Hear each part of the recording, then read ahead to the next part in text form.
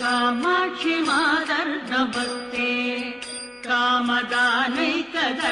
स्थिते भक्तपक्षे कामाक्षि मादर्दवस्ते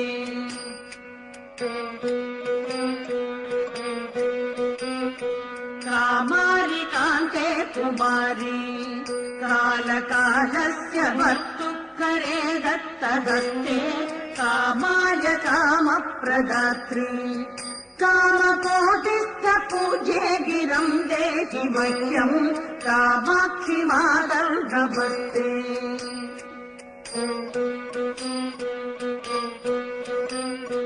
श्रीचक्रमध्ये वसन्ति भूतरक्षपिशाचादिदुष्टान् हरन्ति श्रीकामकोट्यान् ज्वलन्ति कामजीव